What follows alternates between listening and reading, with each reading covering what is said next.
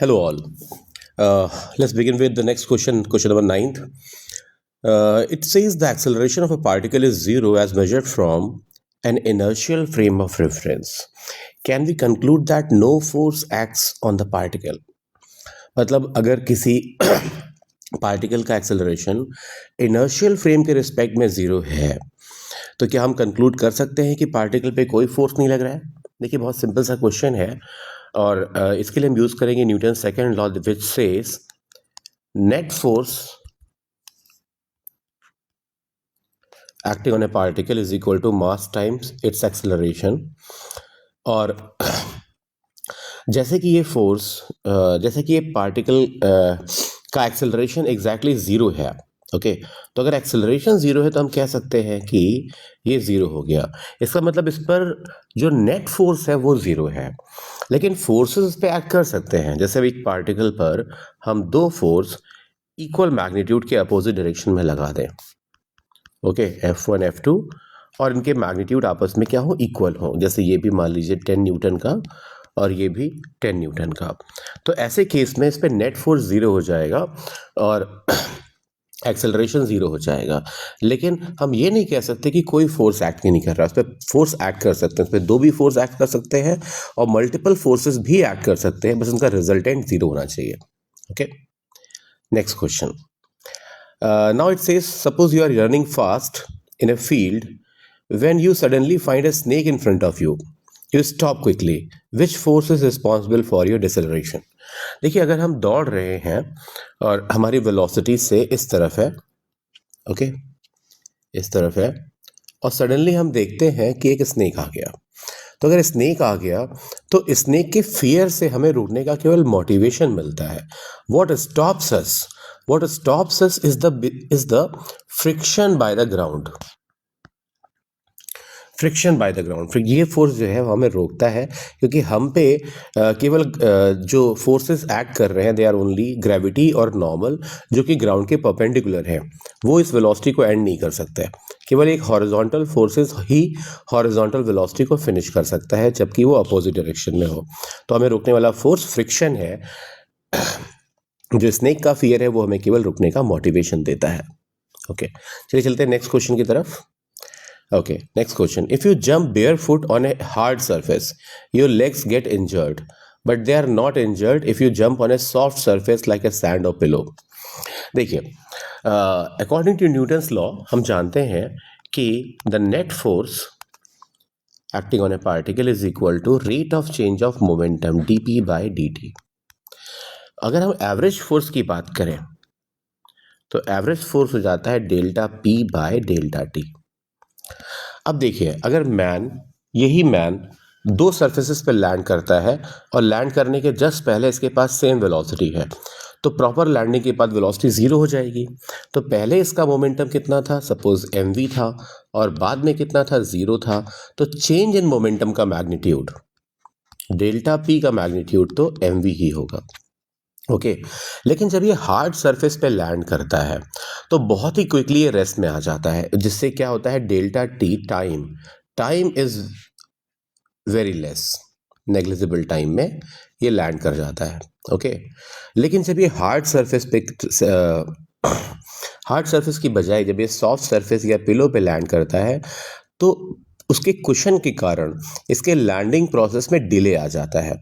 ठीक है, और इस केस में डेल्टा टी इस केस के डेल्टा टी से बहुत ज़्यादा होता है। मान लीजिए यहाँ पे टाइम लगा T1, डेल्टा T1 जो कि बहुत ही कम है, नेग्लिजिबल है, लेकिन यहाँ पर जो डेल्टा T2 होगा it is much larger than delta T1। तो ऐसे केस में हम देख सकते हैं कि चेंज इन मोमेंटम तो दोनों केस में सेम है, but since F average is inversely proportional to delta T, और सेकेंड केस में वो टाइम बहुत ज़्यादा है, इसलिए जो सेकेंड केस में क्योंकि टाइम ज़्यादा है इसलिए F average 2 is much less than F average 1। Okay, इसलिए हमें सॉफ्ट सरफेस पे जंप करने पर उतनी चोट नहीं लगती जितने की हार्ड सरफेस पर।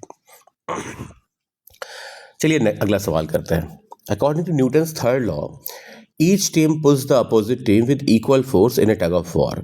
Why then one team wins and other loses? देखिए टग ऑफ वॉर में अगर मान लीजिए ये रस्सी है और इधर भी लोग हैं और इधर भी लोग हैं जिन्होंने इसको पकड़ रखा है, चलिए सिंप्लिसिटी के लिए एक ही पर्सन ले लेते हैं, ओके।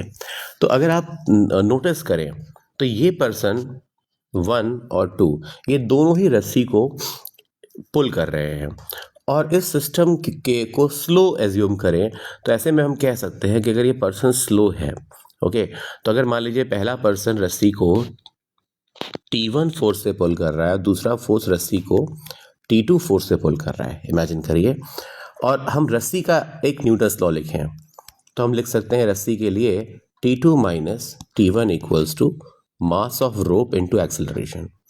अब क्योंकि टग ऑफ वॉर में रस्सी ऑलमोस्ट रेस्ट में रहती है, आपने देखा होगा, तो ऐसे केस में हम कह सकते हैं एक्सेलरेशन तो ज़ीरो है और ये जैसे ही ज़ीरो हो जाता है हम कहते हैं T2 और T1 क्या होंगे, बराबर होंगे, ओके। तो ये दोनों पर्सन इस रोप को अलग अलग फोर्स से तो नहीं पुल कर सकते, तो ये दोनों फोर्स इक्वल ही होंगे।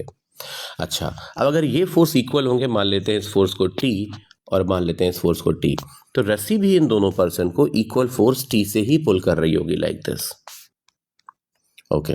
तो रस्सी अगर इन दोनों को इक्वल फोर्स से पुल कर रही है तो फिर कौन सा पर्सन आगे खिंच जाएगा, जो लूज कर जाएगा?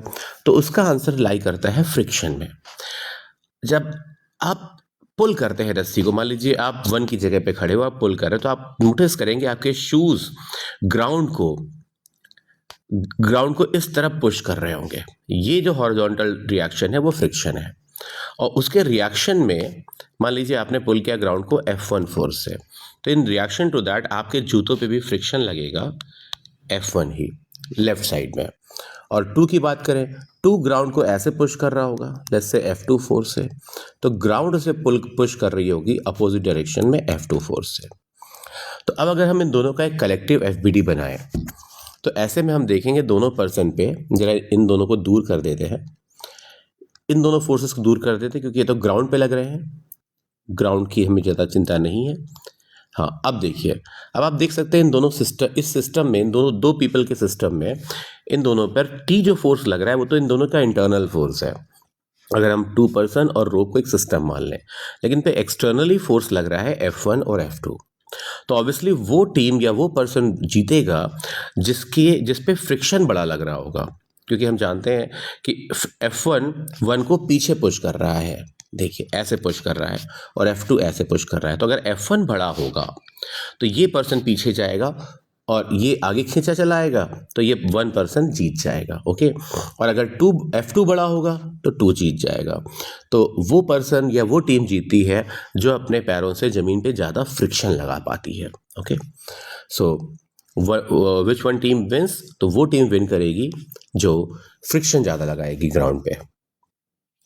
सो